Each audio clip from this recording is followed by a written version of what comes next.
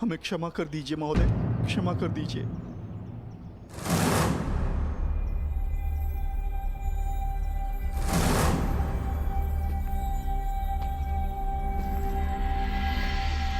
ऐसा करने से पहले तुम्हें इसके परिणाम को सोच लेना चाहिए था।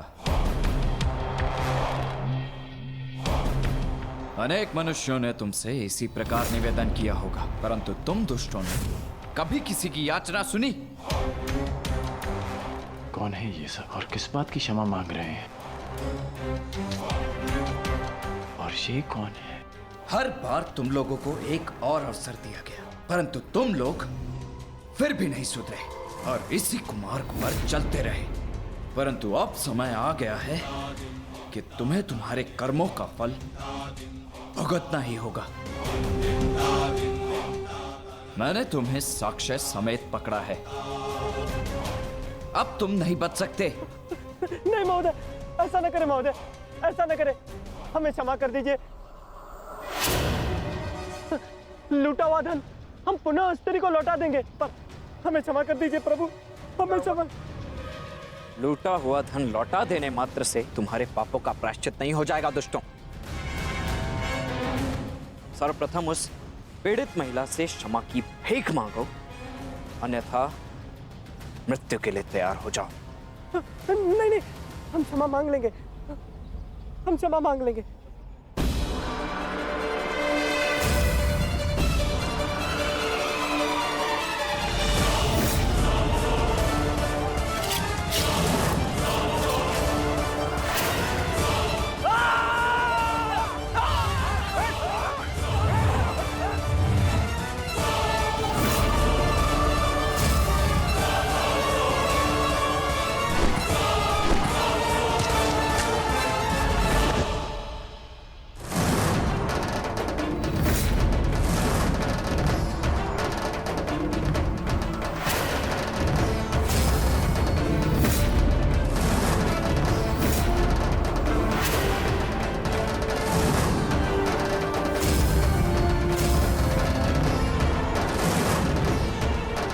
रुचिन,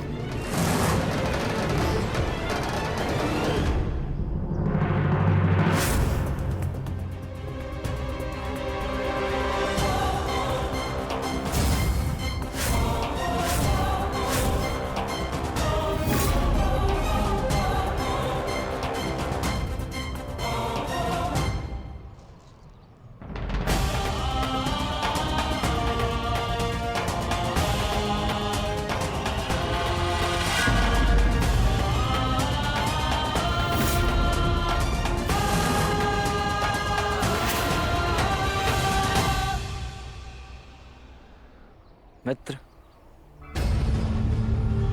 उस स्त्री को उसका धन लौटा दो और इन शवों को भी अंतिम संस्कार दे दो। हमारा मंतव्य यहां पूर्ण हुआ। जिनसे मिलना था उनसे मिल चुके, अब न किसी से मिलना शेष है और न किसी को उत्तर देना।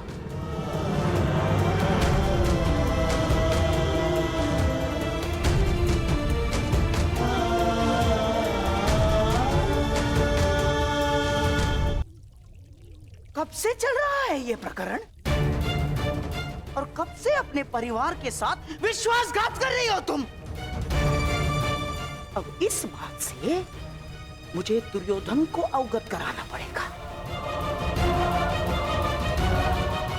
अब वो ही तुम्हारे इस दुस्साहस का निर्णय लेगा। रो लो तुम। नहीं मामा श्री, रुक जाइए। रो लो तुम, रो लो। ऐसा ना करिए मामा श्री, कृपया करके पिताश्री को कुछ ना बताइए, हम आपसे विनती करते हैं।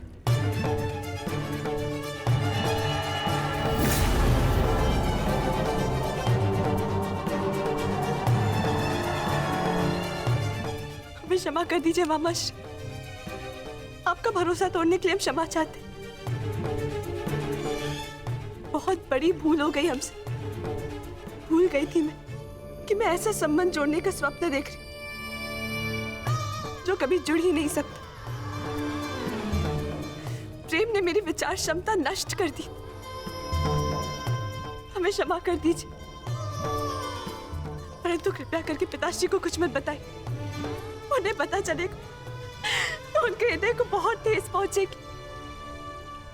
उन्हें कुछ मत बताइए।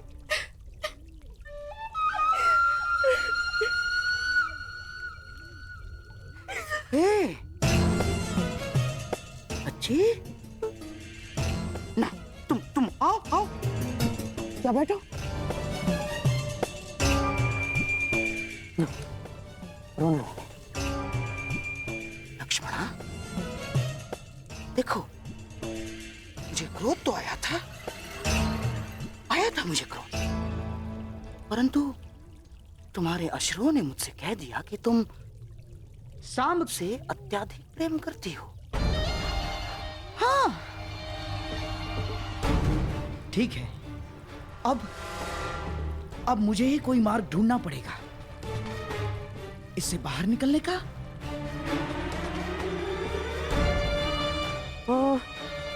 तुम क्या सांब को अभिमन्यु के विवाह में ला सकती हो? बताओ ना, बुला सकती हो तुम? हाँ, परंतु पिताश्री भी वहां होंगे ना? वही तो मैं चाहता हूँ लक्ष्मणा। केवल तुम्हारे पिताश्री नहीं, अपितु तुम्हारे पिताश्री दुर्योधन के साथ साथ सांब के पिताश्री कृष्ण भी वहां उपस्थित होंगे।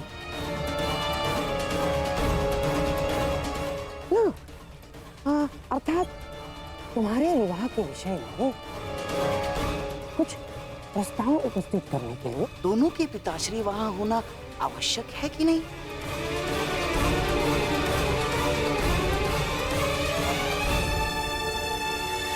परंतु पिताश्री कभी नहीं मानेंगे।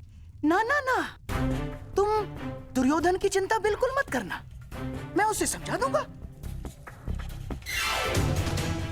सच? हाँ, अरे मैं अपनी लक्ष्मणा के लिए इतना भी नहीं कर सकता। तुम बस किसी भी परिस्थिति में सांब को वहां उस विवाह में ले आना, शेष सब मैं संभाल लूंगा। हाँ?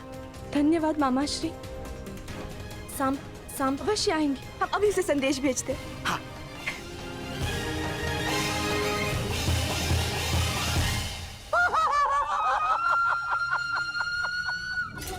चलिए कृष्ण, अब आएगा आनंद।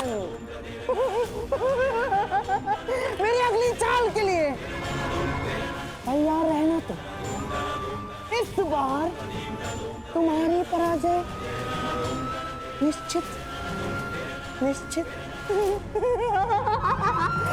करते तो एक पति धर्म भी होता है, एक पुत्र धर्म भी होता है।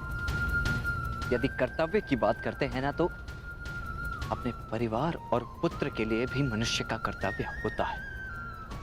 और यदि समाज की बात करते हैं तो ये मत भूलिए कि समाज परिवारों से मिलकर बनता है।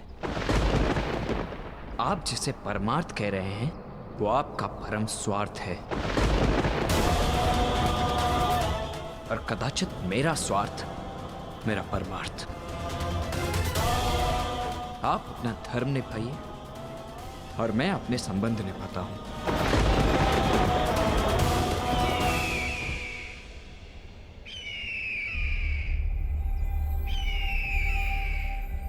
अब मैं चलता हूं, मुझे शीघ्र ही कहीं पहुंचना है अपने संबंध निभाने के लिए।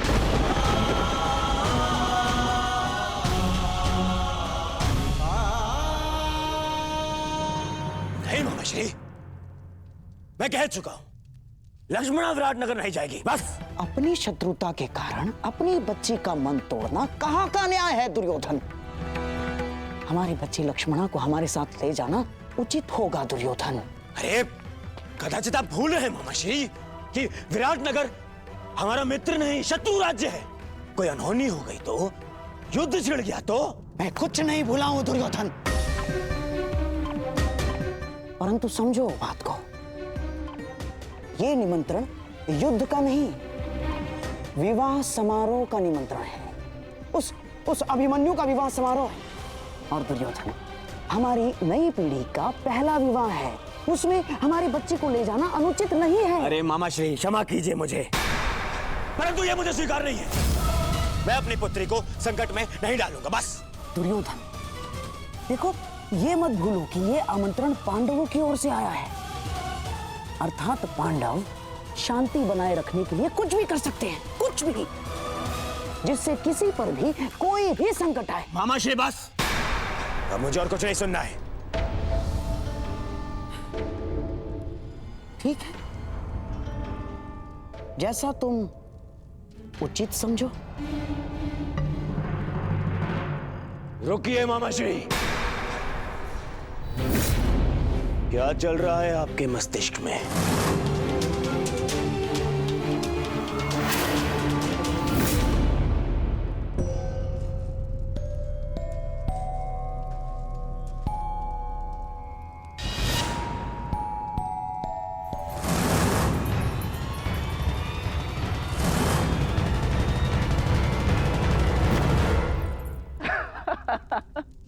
वृषसेन, क्षमा चाहता हूँ। नहीं, मैं क्षमा चाहती हूँ तुम्हें इस प्रकार यहाँ बुलाने के लिए, परंतु बात ही कुछ ऐसी थी। वो, मैं एक विवाह में जा रही हूँ और मैं चाहती हूँ कि सांब भी वहाँ उपस्थित हो और उसे केवल तुम ही वहाँ ला सकते हो, तो तुम्हारी बात अवश्य मानेंगे। अच्छा, तुम्हारे कहने का तात्पर्य है कि वो तुमसे अधिक मेरी बात मानेगा।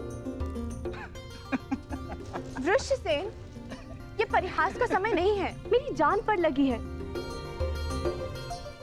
अब मैं स्वयं जाके तो उन्हें वहां से आने को नहीं बोल सकती ना, क्योंकि मैं जानती हूँ कि वो नहीं आएंगे, परंतु इस बार उनका वहां आना अति आवश्यक है। और तुम मेरे मित्र होके ऐसे उपहास कर रहे हो। अरे अरे, ठीक है, यदि इतना ही आवश्यक है तो मैं स्वयं जाकर कुमार सांब को लेकर उपस्थित हो जाऊंगा। कहाँ है विवाह? विराट नगर में। वहां तो कुमार अभिमन्यु के विवाह का आयोजन चल रहा है ना, अर्थात तुम उस विवाह में। प्रश्न ये नहीं है कि लक्ष्मणा विराटनगर जाए या ना जाए, प्रश्न ये है कि आप उसे वहां ले जाने का हट क्यों कर रहे हैं? क्यों मामा श्री? ऐसा कुछ नहीं है दुर्योधन।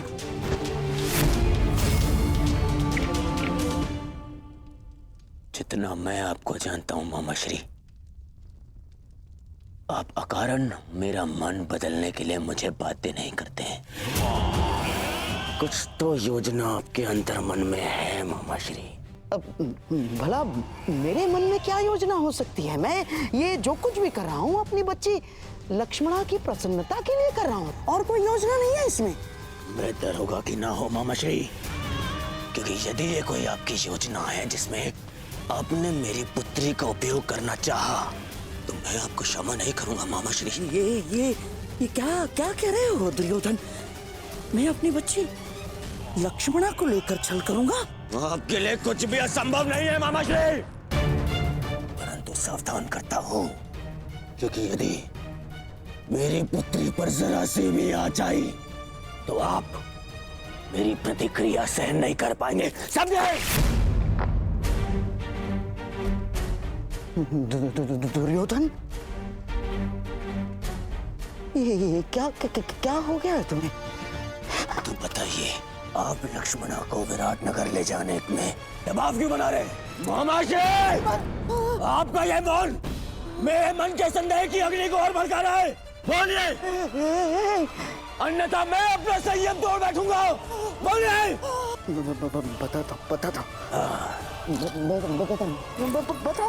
बताता हूँ। भूल जाओ लक्ष्मणा, ये संभव नहीं। तुम अपना ये संदेश किसी और के हाथों पहुंचा दो, मैं ये नहीं कर सकता। परंतु क्यों? लक्ष्मणा, वहां कौरव और पांडव सभी उपस्थित होंगे और मैं नहीं चाहता कि तुम्हारा सामना तुम्हारे पिता से हो, यही ना? वृषसेन, मैं जानती हूँ कि तुम और सांब अपने पिता के समक्ष नहीं जाना चाहते, परंतु ये मेरे और सांब के जीवन का प्रश्न है। मित्र हो ना, सहायता नहीं करोगे?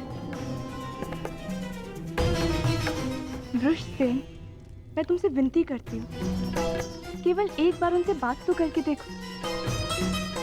वहाँ कुछ ऐसा होने वाला है जो हमारे जीवन को एक नई दिशा देगा। ठीक है, मैं उससे बात करने का प्रयास करूंगा, परंतु वो मानेगा या नहीं ये मैं नहीं कह सकता। तुम प्रयास तो करके देखो, सब ठीक होगा। मुझे अपने मित्र पे पूरा भरोसा है। लक्ष्मणा के विषय में क्या कहना है आपको?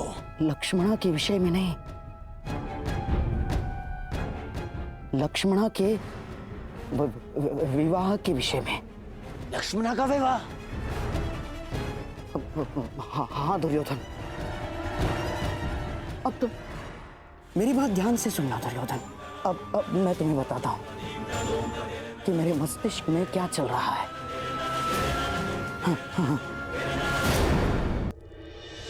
समझ नहीं आता ऐसा क्या है इस मोरपंख में कि सब इसे देखते ही अपना शीश झुका देते हैं।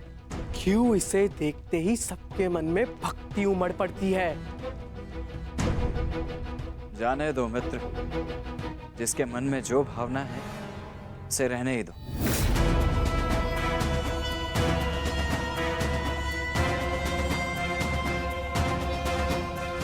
परंतु मुझे ये भक्ति नहीं लगती, ये भय है, भय जो इस मुकुटधारी के पाखंड से उपजा है। लोग इससे प्रसन्न इसीलिए है क्योंकि वो उन्हें मनचाहा देते हैं। कम से कम वो ये कार्य तो उचित ही करते हैं मित्र। परायों को महत्व देते हैं, अपनों को नहीं।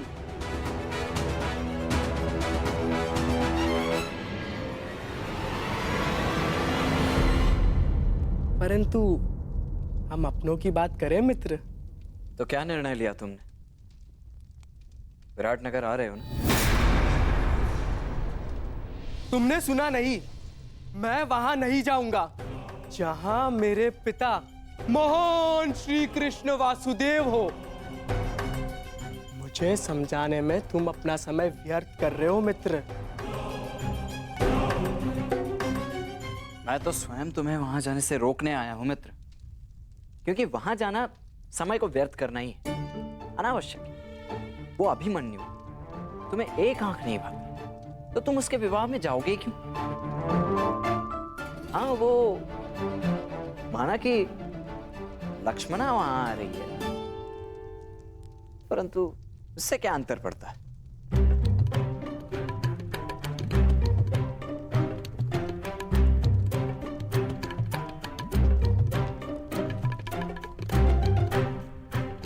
वहां आ रही है और वो चाहती है कि मैं भी वहां आऊं, है ना? और तुम मुझे वहां जाने से रोक रहे हो। मैं तो केवल अपने मुख पर आई मुस्कुराहट को रोक रहा हूं मित्र।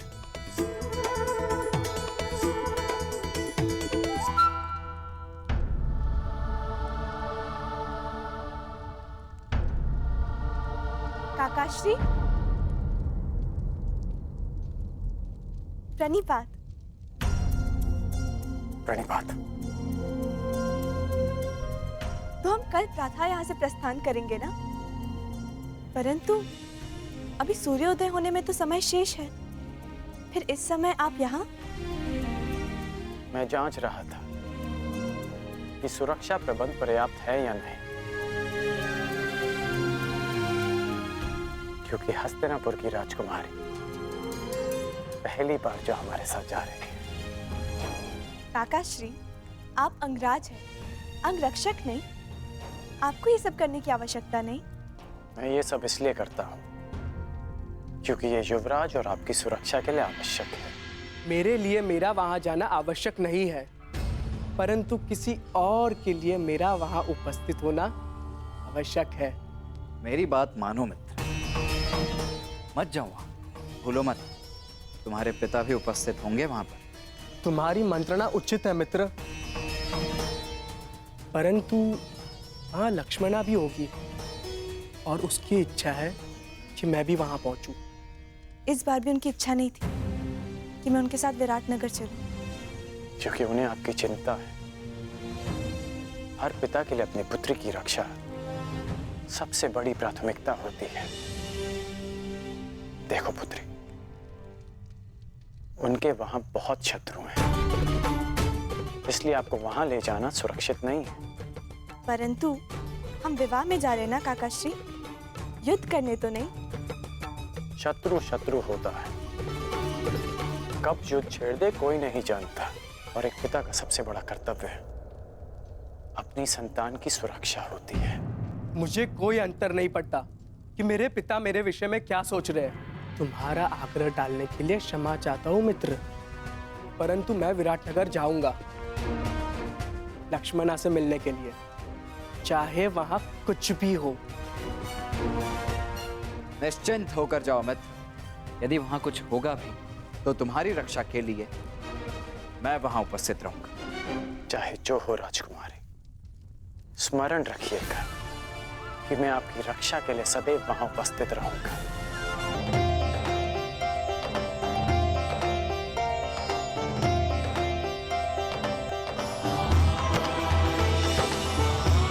महादेव,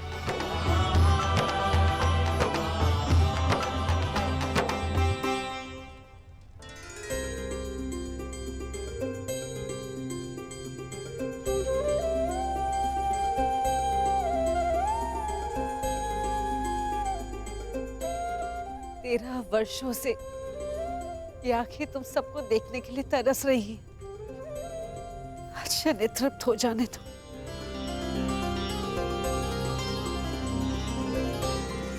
तुम जानती हो 13 वर्ष की इस परीक्षा में मेरे पुत्र सफल क्यों हुए? क्योंकि तुम इनके साथ थी, तुम इनकी तारनहार हो। ईश्वर की कृपा है कि बुरा वक्त समाप्त हुआ।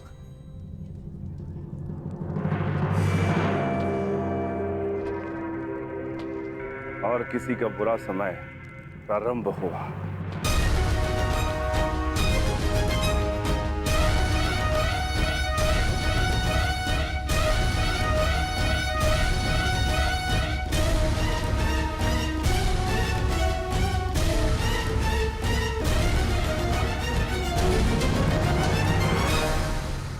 महामहिम भीष्म की जय! महामहिम भीष्म की जय! महामहिम भीष्म की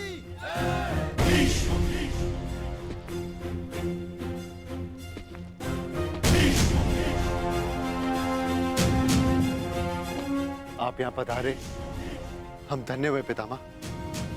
प्रणिपात। आयुष्मान भव।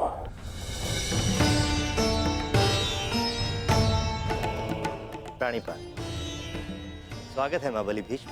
महाराज विराट, मेरे पड़पोते के विवाह पर यदि आपने निमंत्रण ना भी दिया होता तो भीष्म अवश्य आता।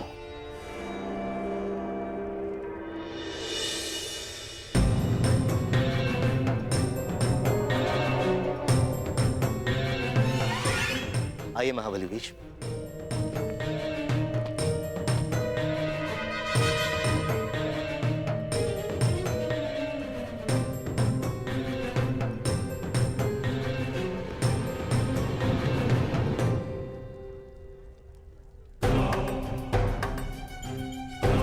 अंतिम भेंट में आशा थी कि अगली भेंट युद्ध भूमि में ही होगी। मेरी भी आशा टूट गई अर्जुन। वैसे पुत्र के विवाह की बधाई हो। स्वागत है। धन्यवाद।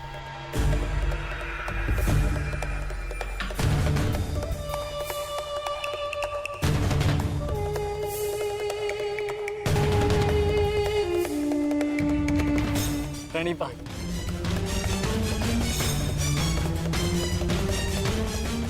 देख रहे हैं मामाश्री, किस बात ये पितामह इन पांडवों से घुल मिल रहे हैं। कोई जाए उन्हें बताए, समझाए उन्हें कि कुछ ही समय पश्चात यही पांडव युद्ध में हमारे विरुद्ध खड़े होंगे। शांत रहो दुर्योधन। मुख मुद्रा सुंदर नहीं बना सकते तो कम से कम सुंदर शब्दों का प्रयोग तो करो। और ये मत भूलो कि हम यहाँ केवल अभिमन्यु के विवाह के लिए नहीं आए। हमें हमारी बच्ची लक्ष्मणा के विवाह के विषय में भी बात चलानी है। और एक कर्तव्यनिष्ठ पिता की भांति व्यवहार करना सीखो और ये बचपना छोड़ो।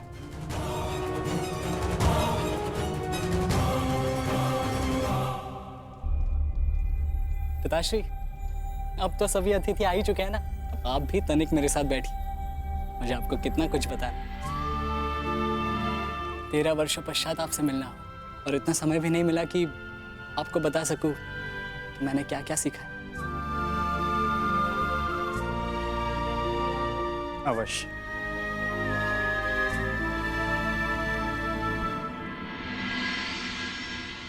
जिनसे मिलना था उनसे मिल चुके हैं। अब न किसी से मिलना शेष है और न किसी को उत्तर देना।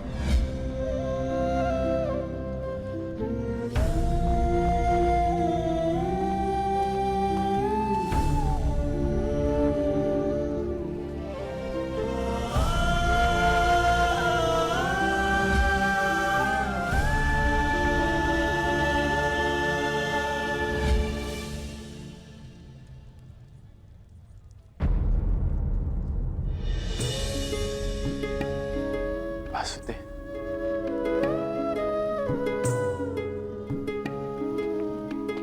प्रणिपात वासुदेव, क्षमा कीजिएगा, मैंने आपको देखा नहीं।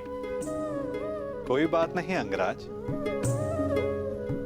मनुष्य का मन जब व्यथित होता है तो कई बार वो अपने आसपास की वस्तुओं को देख नहीं पाता।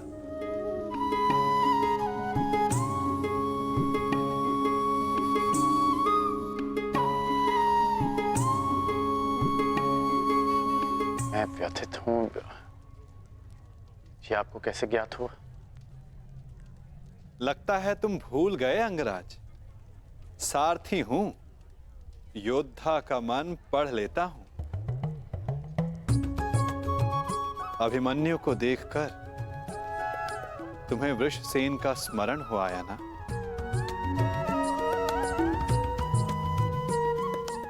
ना कहूंगा तो असत्य होगा। पिता पुत्र का संबंध बड़ा विचित्र होता है। दोनों जन्म से जुड़े होते हैं, साथ होते हैं, परंतु कई बार साथ आने में बड़ा समय लग जाता है।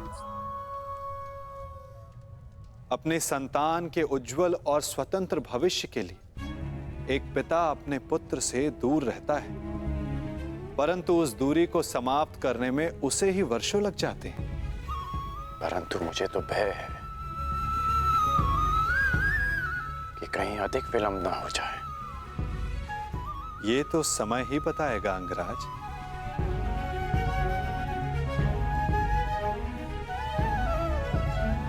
अच्छा वासुदेव, शाम कैसा है? वो आपके साथ नहीं आया? वो अच्छा है अंगराज। उसका यहां आने का मन नहीं था, इसलिए साथ नहीं आया। परंतु मन की गति बड़ी चंचल होती है अंगराज। क्या पता कब बदल जाए। वासुदेव, क्षमा कीजिएगा, परंतु मेरे पूछने का एक और तात्पर्य है। आपका आपके पुत्र से संबंध कैसा है? मैंने कहा ना अंगराज, पिता पुत्र का संबंध बड़ा विचित्र होता है। मेरी दशा तुमसे भिन्न नहीं है और मैं भी प्रारब्ध नहीं बदल सकता।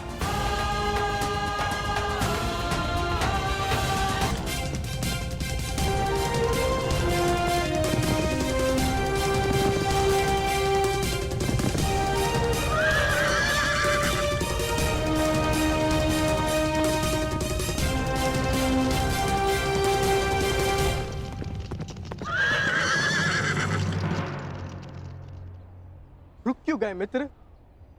अभी विराटनगर दूर है। परंतु मेरा साथ यहीं तक था मित्र साम। अर्थात तुम चाहते हो कि मैं वहां अकेले सबके समक्ष प्रस्तुत हो। नहीं मित्र, तुम मेरा साथ नहीं छोड़ सकते। मैं तुम्हारा साथ नहीं छोड़ रहा हूँ मित्र, मैं यही तुम्हारी प्रतीक्षा करूंगा। परंतु ऐसा क्यों? जब तुम यहाँ तक आ ही गए हो तो मेरे साथ क्यों नहीं चल सकते? क्या बात है मित्र? क्योंकि आने वाले पल तुम्हारे प्रेम लक्ष्मणा से तुम्हारे मिलन के सुखद पल हैं मित्र। मैं उसे बिगाड़ना नहीं चाहता। परंतु ऐसा क्यों होगा? तुम भला कोई बाधा क्यों डालोगे? क्योंकि कौरव वहां आए तो मेरे पिता भी अवश्य आए होंगे। मेरे पिता भी वहां है, हमें उन्हें अनदेखा करना है। कुछ बातें अनदेखी नहीं की जा सकती मित्र। मैं उनसे अंतिम भेंट करके आया हूं। यदि अब भेंट होगी तो विध्वंस होगा, और मैं ये नहीं चाहता। ऐसा नहीं है वृषसेन। ऐसा ही है मित्र। अब यहां से तुम्हें अकेले ही जाना होगा, परंतु विश्वास करो, यदि कुछ भी अशुभ होता है तो पीछे पलट कर देखना, मुझे समक्ष पाओगे। जाओ सांब, लक्ष्मणा तुम्हारी प्रतीक्षा कर रही है। और हाँ, शांत रहना मित्र, स्वयं किसी संकट को आमंत्रण मत दे देना। प्रयास करना कोई समस्या उत्पन्न ना हो जाए।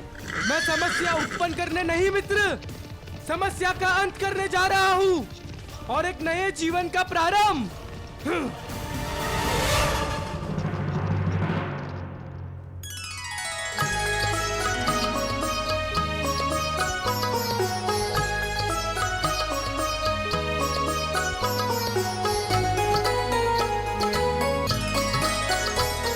आपके लिए वो महत्व रखते रहे जिन्होंने आप पर उपकार किया या जिन्हें आपने वचन दिया, परंतु मेरे लिए सबसे अधिक महत्वपूर्ण मेरा परिवार है। आपने कभी सोचा है कि वर्षों के पश्चात जब आप अपने परिवार के पास लौटोगे तो सब आपकी व्याकुलता से प्रतीक्षा कर रहे हो, परंतु मैं भिन्न हूं। आपकी भांति मैं अपने परिवार को उनके हाल पर नहीं छोड़ सकता।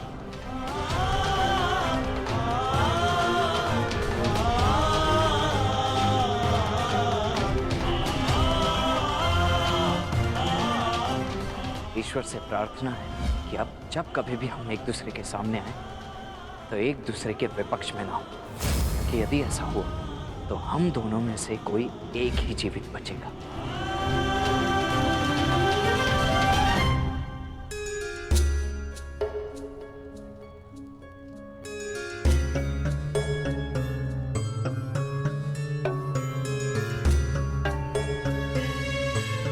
तुम्हारे मन की व्याकुलता में समझ सकता हूँ लक्ष्मणा, परंतु किसी की प्रतीक्षा में द्वार पर इतनी देर भी दृष्टि नहीं रखनी चाहिए कि सबकी दृष्टि तुम पर पड़ जाए। अवश्य कोई महान नीति का ज्ञान अपनी नातिन को दे रहे होंगे गांधार नरेश।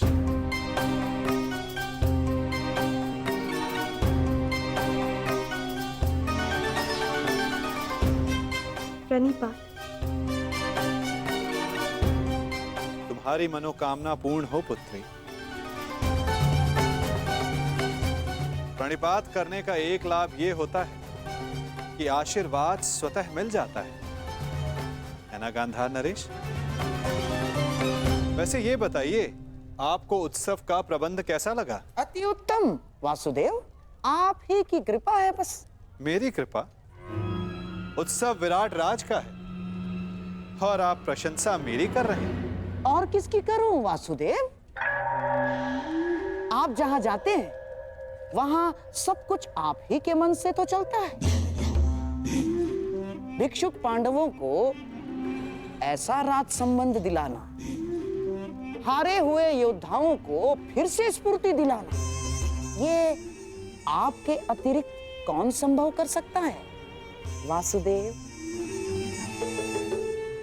भला आप ही बताइए, कौन सोच सकता है कि जो कौरव विराट नगर की ईंट से ईंट बजा देने का स्वप्न लिए बैठे थे, वो विराट नगर का आतिथ्य स्वीकार करेंगे? ये योजना बना पाना, उसे सफल करना आप ही के तो बस में है वासुदेव। इसीलिए आप प्रशंसा के पात्र हैं।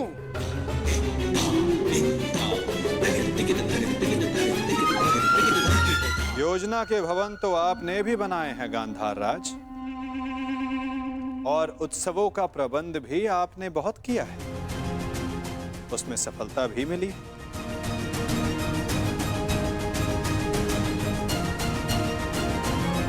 योजना के भवन तो आपने भी बनाए हैं गांधार राज, वो बात और है कि उसके लिए आपको प्रशंसा नहीं मिली, परंतु एक बात के लिए मैं आपकी प्रशंसा अवश्य करूंगा कि हस्तिनापुर के इतने महान दिग्गजों को यहां लाना कोई सरल कार्य नहीं है। युवराज दुर्योधन, महामहिम भीष्म जैसे दृढ़ पुरुषों को यहां लाना बड़ा कठिन कार्य है, जिसे आपने बड़ी सरलता से पूर्ण कर दिया। हस्तिनापुर को आप विराट नगर ले ही आए गांधार नरेश, भले ही उसके पीछे आपका कोई व्यक्तिगत कारण अवश्य रहा हो। मेरा क्या कारण होगा वासुदेव? क्या कारण होगा मेरा ना? अरे हाँ, मैं यहाँ सबसे मिला, परंतु आपका पुत्र सांब कहीं दिखाई नहीं दे रहा है। क्या वो आमंत्रित नहीं है यहाँ? जिसे आना हो उसे आमंत्रण की क्या आवश्यकता? और यदि आपको सांब की कमी अनुभव हो रही है तो तनिक उधर देखिए गांधार राज।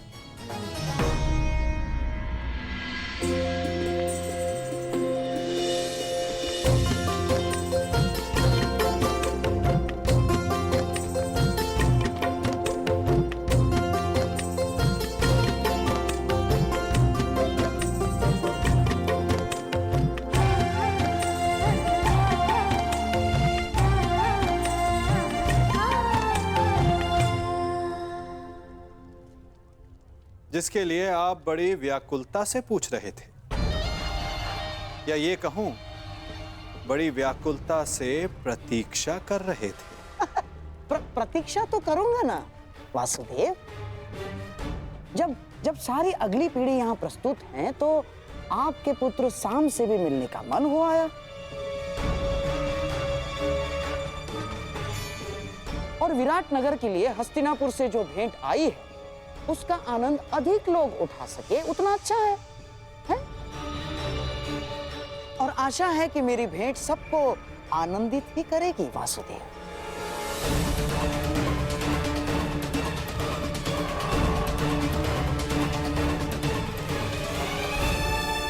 आज्ञा दीजिए वासुदेव, मैं उत्तरा से मिलके आती हूँ।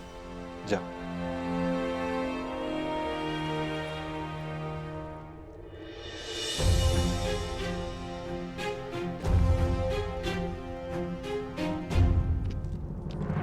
सांब,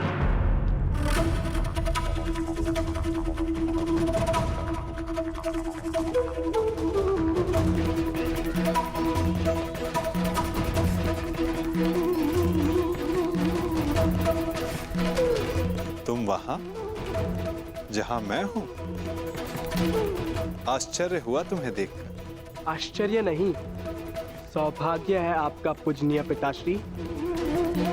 ये मत समझिएगा कि आपको लेकर मेरे विचार परिवर्तित हो गए। बात केवल इतनी है कि आज मेरा मन आनंद में था, बस उसे बांटने के लिए मैं अपने संबंधी के विवाह में चला आया। तुम उनमें से नहीं हो सांब जो केवल अपने मन के आनंद के लिए कुछ कर जाए। यदि तुम यहां आए हो तो अवश्य कोई छिपे हुए मंतव्य के साथ आए हो। पुत्र हो मेरे, इसे मेरी मंत्रणा समझो या चेतावनी, परंतु कुछ भी ऐसा मत करना जो अनिष्टकारी हो। वैसे पूरा भारतवर्ष एक महायुद्ध के ज्वालामुखी के मुख पर बैठा हुआ है। उस युद्ध को प्रारंभ करने का कलंक अपने सर पर मत ले लो।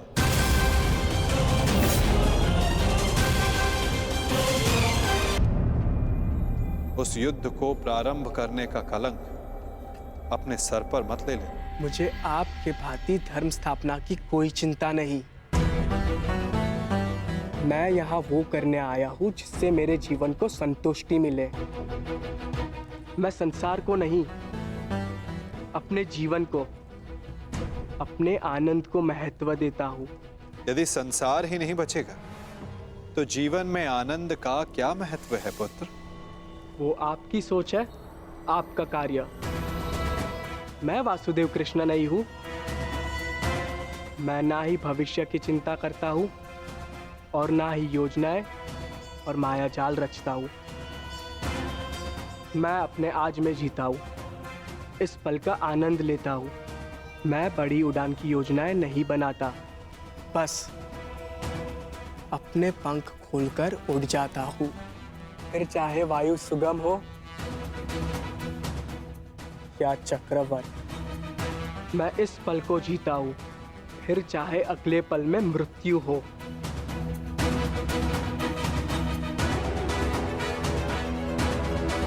तुम नहीं समझोगे साम, उड़ने से मृत्यु नहीं होती। मृत्यु तब होती है जब वो धरा पर अनुचित तरह से टकराए। उड़ने में कोई बुराई नहीं, परंतु उड़ने से पूर्व धरा पर ठीक से उतरना आना चाहिए साम। चूंकि उड़ वही सकता है जिसके पांव ठीक से धरा पर टिके हो।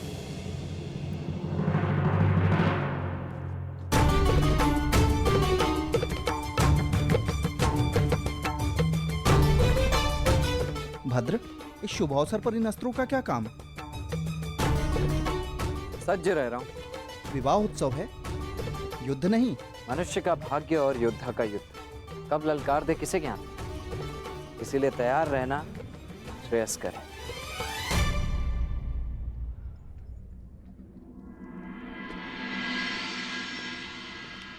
मैं प्रस्तुत हूं।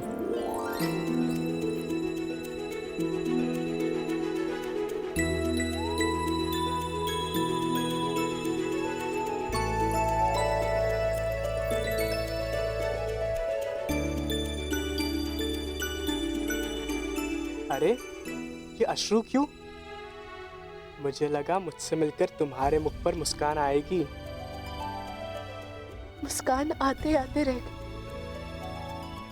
और भय से अश्रु निकलने लगे। मेरे रहते कैसा भय? अनिष्ट का भय। मुझे विश्वास ही नहीं हो रहा कि ये सब होने जा रहा है। आशा है कि आज कदाचित मेरे पिताश्री और तुम्हारे पिता के मध्य हमारी संबंध की बात हो, परंतु शुभ कार्य में अनिष्ट तो होते ही है ना। बस इसी भय से अश्रु निकल। कोई अनिष्ट नहीं आएगा लक्ष्मणा,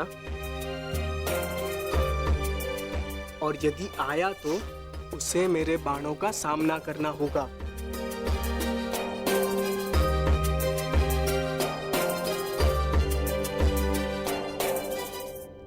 कदाचित उसकी आवश्यकता नहीं होगी। मामाश्री शकुनी हमारे ही पक्ष में है। मुझे गांधार राज की चिंता नहीं, समस्या तो तुम्हारे पिता और मेरे पिता के विचार भेद की है। इसीलिए तो मामाश्री शकुनी का हमारे पक्ष में होना श्रेष्ठ है। मुझे उन पे पूर्ण विश्वास है। देखना, वो कोई ना कोई मार्ग अवश्य निकाल लेंगे और पिताश्री भी मान जाएंगे। परंतु मुझे गांधार राज शकुनी पर विश्वास नहीं। ऐसा मत बोलो साम। और तुम्हें भी उन पर इतना विश्वास नहीं करना चाहिए, क्योंकि मुझे गांधार राज शकुनी पर विश्वास नहीं और ना ही अपने पिता पर, क्योंकि उन्हें मेरे हर निर्णय में, हर आकांक्षा में खोट दिखाई देता है।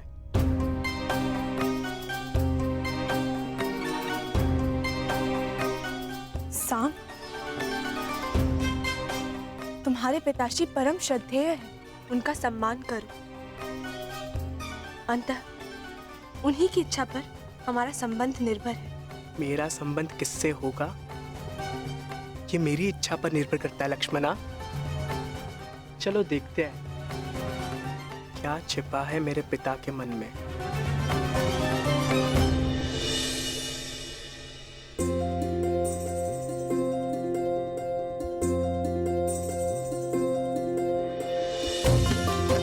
अंतिम बार एकांत में हाथ पकड़ रहे हो, अगली बार सबके समक्ष पकड़ोगे। अंतिम अवसर है, सोच लो, मुझसे विवाह करोगे?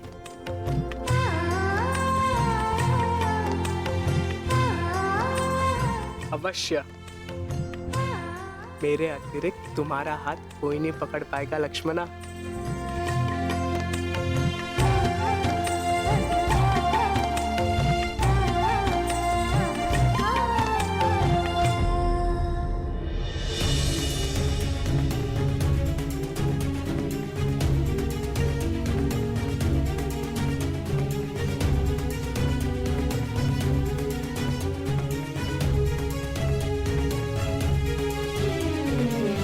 उपस्थित अतिथियों का निवेदन है कि अपना अपना स्थान ग्रहण करें।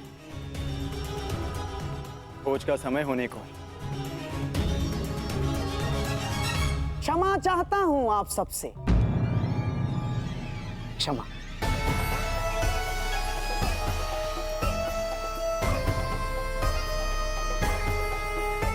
परंतु मुझे प्रतीत होता है कि भोज से पूर्व एक महत्वपूर्ण घोषणा कर दी जानी चाहिए।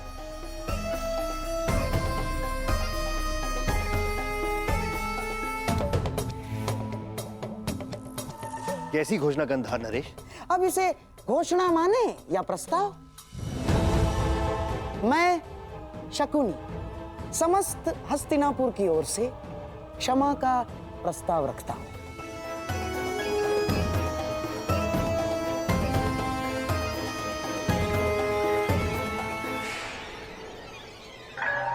विराट राज, हमने इससे पहले भी आपका आतिथ्य भोगा है।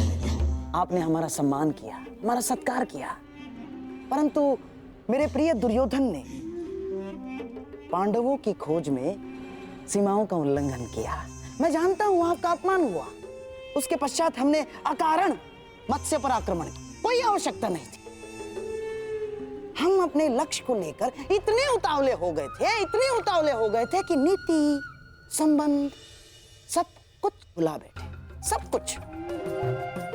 और इसीलिए मैं शकुनी युवराज दुर्योधन की ओर से और समस्त हस्तिनापुर की ओर से आपका क्षमा प्रार्थी हूं और आपका आभार भी व्यक्त करता हूं कि आपने फिर भी हमें अपनी पुत्री के विवाह में आमंत्रित किया और हमें सम्मानित किया। आभार।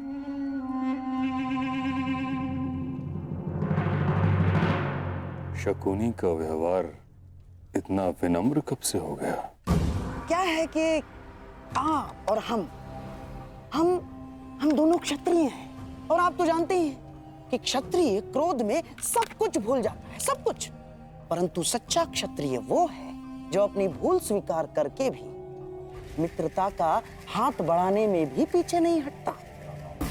इसीलिए मैं शकुनी हस्तिनापुर की ओर से मित्रता का हाथ आगे बढ़ाता हूं।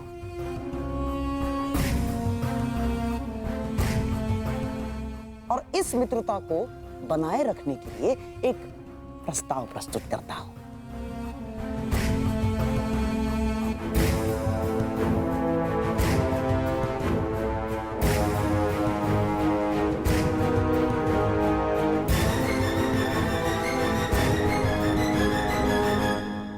प्रथम पूज्य वासुदेव, क्या इस प्रस्ताव को प्रस्तुत करने के लिए आपकी अनुमति है?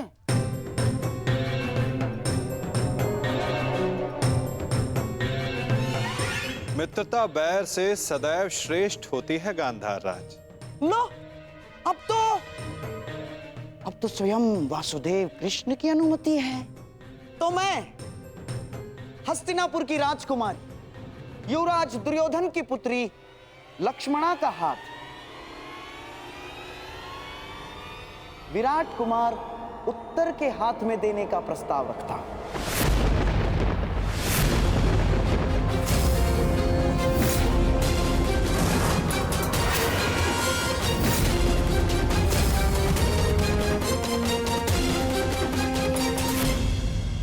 आशा है कि आप इसे स्वीकारेंगे और हमें संदेश देंगे कि आपने हमारी भूल को क्षमा किया।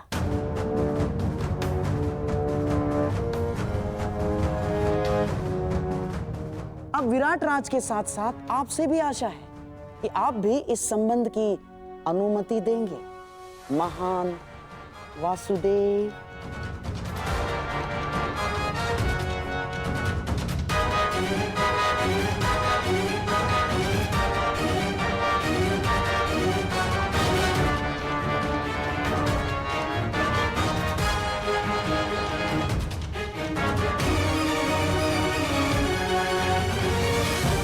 उत्तर का विवाह लक्ष्मणा के साथ? क्यों विराट राज, आपको हमारी मंशा पर संदेह है या हमारी पुत्री के गुणवती होने पर संदेह है आपको, या हस्तिनापुर पर संदेह कर रहे हैं आप? ऐसी बात नहीं है गंधा नरेश। तो परंतु पिछले दिनों विराटनगर और हस्तिनापुर के मध्य जो भी हुआ उसे देखते हुए भी आप उससे पिछले दिनों को स्मरण कीजिए विराट राज, जब विराटनगर और हस्तिनापुर में मित्रता हुआ करती थी। इस कीचक के वध के पश्चात जो कटुता बढ़ी है वो हमारी भूल थी विराट राज। उस भूल को सुधारने का प्रयास कर रहे हैं, उस मित्रता को बढ़ाने का प्रयास कर रहे हैं। आप समझ रहे हैं ना मैं क्या कह रहा हूं विराट राज?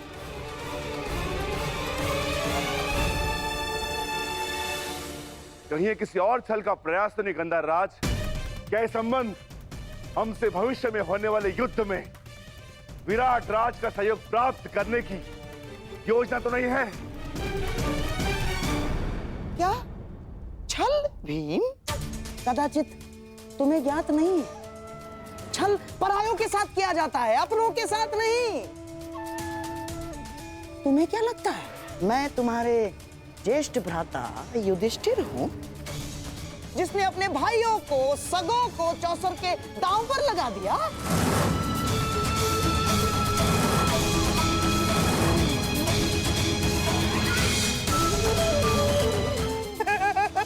ना ना ना ना ना ना ना मैं लक्ष्मणा को, मेरे दुर्योधन की पुत्री को दांव पर नहीं लगाऊंगा ना। ये तो केवल मेरे सम्राट दुर्योधन का प्रस्ताव है और उसे मैं प्रस्तुत कर रहा हूं, बस।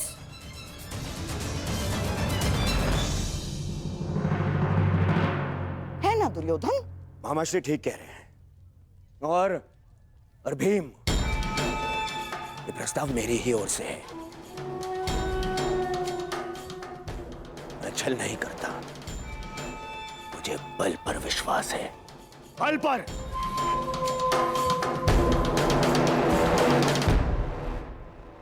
और हाँ भीम, राज परिवारों में विवाह संबंध होना कोई विचित्र बात नहीं है ना। और रही बात युद्ध में सहयोग की, तो राज परिवारों में विवाह संबंध होने का सबसे बड़ा कारण होता है शांति की स्थापना, या तो युद्ध में सहयोग की आशा। हाँ, जब तक कोई प्रेम प्रसंग ना चल रहा हो।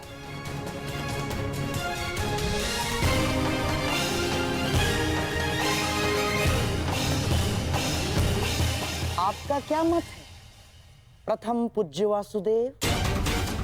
आपने भी अपने भांजे अभिमन्यु का विवाह उत्तरा के साथ इसी आशा में किया था कि पांडवों को युद्ध में विराटनगर का सहयोग मिल सके।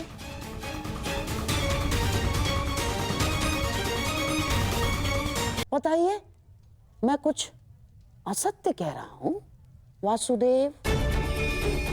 और इतने महत्वपूर्ण निर्णय लेने से पूर्व की गई भविष्य गणना आपसे अधिक कौन समझ सकता है वासुदेव?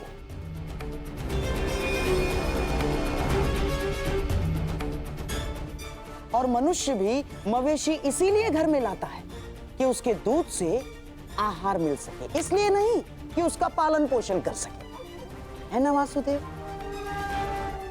युद्ध भारतवर्ष के द्वार पर खड़ा है और ऐसे में हम युद्ध के सहयोग के लिए कोई विवाह संबंध बनाते हैं तो इसमें आपत्ति है वासुदेव? बताइए।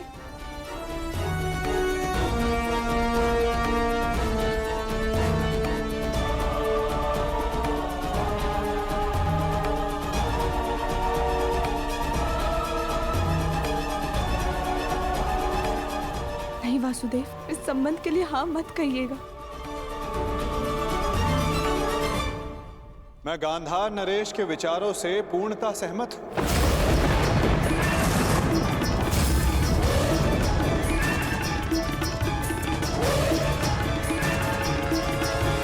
यदि पांडवों को अभिमन्यु का विवाह विराट राज की पुत्री के साथ करने का अधिकार है, तो दुर्योधन को भी विवाह का प्रस्ताव विराट नगर भेजने का पूर्ण अधिकार है।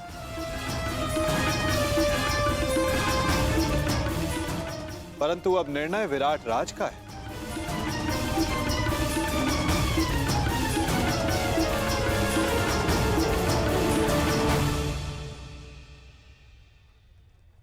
वासुदेव, क्या आप इस संबंध को मान्य करते हैं? विराट नगर और हस्तिनापुर के संबंधों के इतिहास को देखते हुए भी क्या ये उचित होगा? मेरी दृष्टि में शांति से उचित कुछ भी नहीं विराट राज। यदि गांधार नरेश बीते कड़वे संस्मरणों को भुलाकर उज्जवल भविष्य की कामना रखते हुए प्रस्ताव रखना चाहते हैं, तो अवश्य गांधार नरेश को पूर्ण अधिकार है। और मुझे आप में विश्वास है, अगर आपने कुछ सोचा होगा तो उसमें सभी का हित होगा। कुमार दुर्योधन, मुझे यह संबंध स्वीकार है।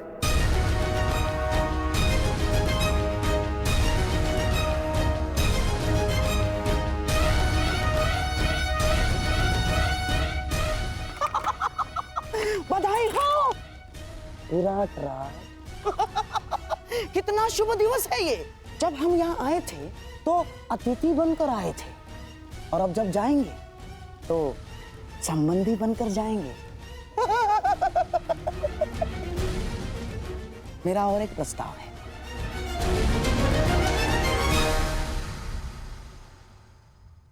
कैसा प्रस्ताव?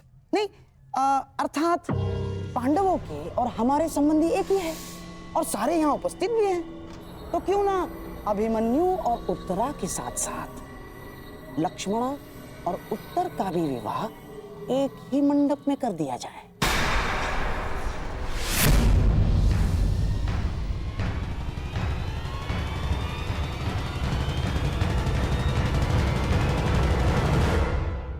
अति उत्तम विचार, स्वीकार है। मुझे भी स्वीकार है।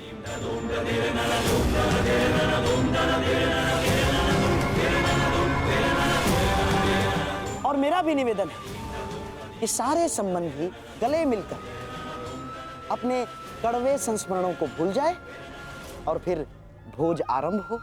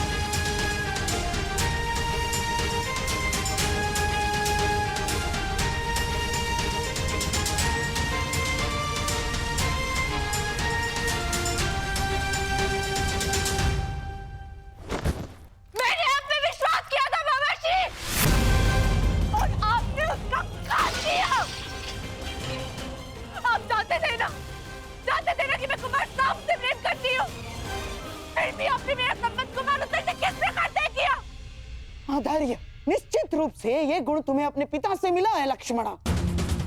अरे बिना बात की गहराई समझे तुरंत प्रतिक्रिया दे देती हो। पहले शांति पूर्वक मेरी बात सुन तो लो पुत्री। अब सुनने को शेष क्या है मामाश्री? आपने बिल्कुल ठीक कहा। मुझे आंख बंद करके किसी पे विश्वास नहीं करना चाहिए, और आप पर विश्वास करके मैंने बहुत बड़ी भूल की है। इससे शेष तो ये होता कि मैं स्वयं जाके पिताजी से बात कर। आपने मेरे जीवन में दुख के बीज बो दिए मामाश्री।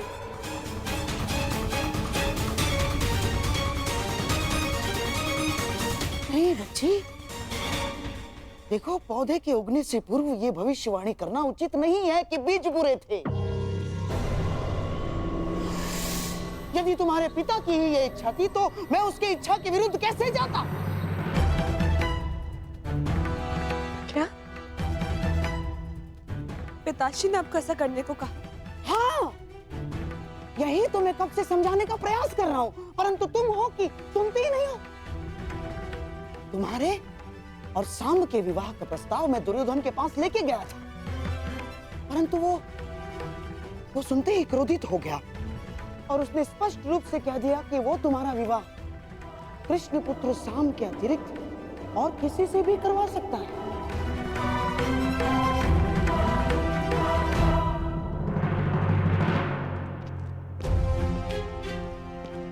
सेवक, ठीक है, तुम्हारी लक्ष्मणा कहाँ है? जी उस और अंतिम कक्ष में। ठीक है। परंतु आपने उन्हें बताया नहीं कि मैं सांब से प्रेम करती हूँ। मैंने बताया उसको।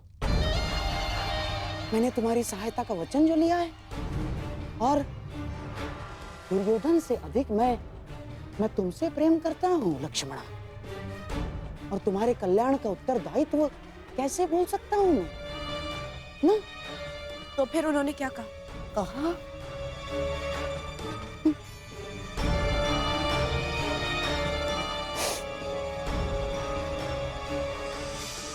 पहली बार उसने मुझसे कटु शब्दों में बात की और स्पष्ट रूप से मेरा यह प्रस्ताव अस्वीकार कर दिया बच्ची उसने, और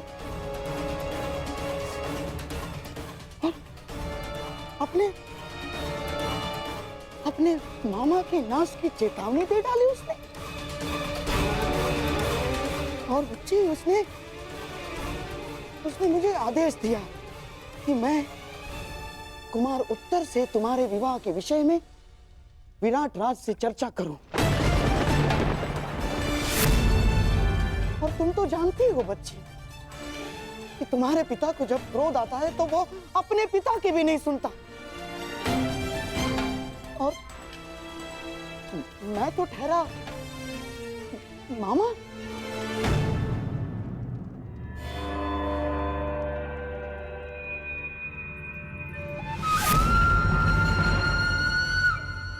मुझे विश्वास नहीं हो रहा, अपनी शत्रुता के चलते पिताश्री मुझसे मेरा प्रेम छीन सकते हैं।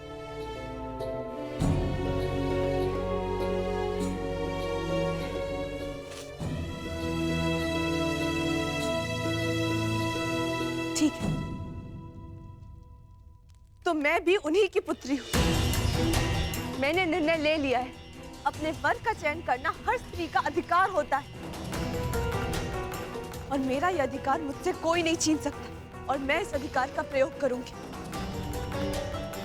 मैं सांब से प्रेम करती हूँ और केवल उसी से विवाह करूंगी, उसके अतिरिक्त किसी और से नहीं, और मेरा ये निर्णय कोई नहीं टिका सकता।